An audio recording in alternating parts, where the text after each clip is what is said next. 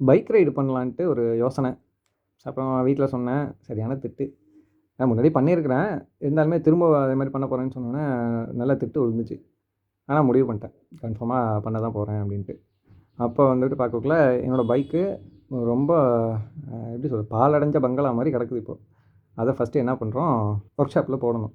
அதில போர் போயிடுச்சு அப்படிங்கிற மாரி சொல்லியிருந்தாங்க. ரீபோரு பண்ணலாம் அப்படின்னு விசாரிக்கக்குள்ள, ஏன் ரீபோர் பண்ணிட்டு புதுசாவே போர் போட்டுருவோம் அப்படின்னு விசாரிக்கக்குள்ள, அரவுண்ட் 10,000 ஆகும் அப்படின்னாங்க. ஓகே. எப்படியும் வந்துட்டு ரெடி பண்ணி அத முடிச்சு விட்ருவோம் அப்படின்ட்டு குடுத்துருக்கிறேன். அடுத்தது வந்துட்டு அப்டேட் பண்றேன். கொஞ்சம் முன்னாடி தான் மெக்கானிக்ட்டேருந்து கால் வந்தது. அவங்க என்ன சொல்றாங்க, இப்போ 10,000 ஆக வாய்ப்பில்ல. அப்படி இப்படின்னு அதோடயே சேர்த்து இன்னும் சில எக்யூப்மெண்ட்லாம் வாங்கி போட்டா தான் வந்துட்டு கரெக்ட்டா இருக்கும் அப்படின்ட்டு 15,000 ஆவது கண்டிப்பா ஆகும் அப்படின்ட்டுருக்காங்க. சரி வேற வழி இல்ல வேற. நமக்கு கண்டிப்பா வந்துட்டு பைக் தேவை அப்படின்னு. பைக் ரைடிங் சொன்னேன். ஆனா எங்க எப்படின்லாம் சொல்லலைல. ஃபுட் டெலிவரி டிரைவிங் தான். அது இங்க வந்துட்டு நெறைய பேருக்கு நான் இத போய் பண்ண போறேன் அப்படின்னு தெரியாது. ஓப்பனாவே சொல்றேன் இப்போ. அதான் பண்ண போறேன். அதுக்கு வந்துட்டு எங்க ஊர்லலாம் வந்துட்டு சரி வராது. சென்னைக்கு தான் போணும். சென்னைக்கு போனா தான் அது சரியா இருக்கும். ஸோ பைக் வர வரைக்கும் வெயிட் பண்ணுவோம். 1 வீக்ல ரெடி ஆயிடும் அப்படின்னு சொல்லியிருக்கிறாங்க. அந்த 1 வீக் முடிஞ்சதுக்கப்புறமா திரும்ப வீடியோல வரேன்.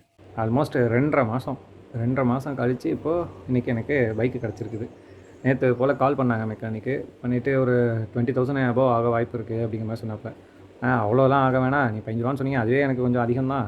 பரவாயில்ல வேணா பாருங்க. இல்லைன்னா ஒண்ணும் பிரச்சனை இல்ல. அப்படியே விட்டுருங்க. நான் பார்த்துக்கிறேன் அப்படின்ட்டேன்.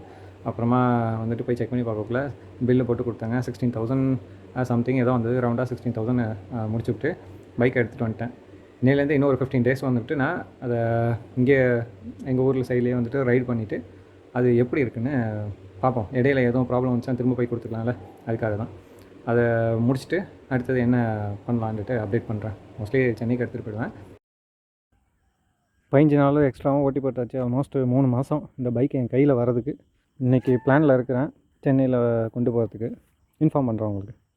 பைக்கை பார்சல் பண்ணிட்டேன் ட்ரெயினில். அதோட ரெசிப்ட் சென்னை பார்சல் ஆஃபீஸில் பைக்கை எடுத்தாச்சு. அதோட ரெசிப்ட் தனியாக ரூமும் எடுத்தாச்சு.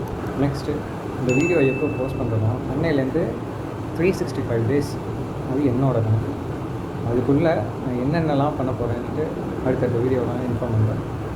Okay, have to take a rest.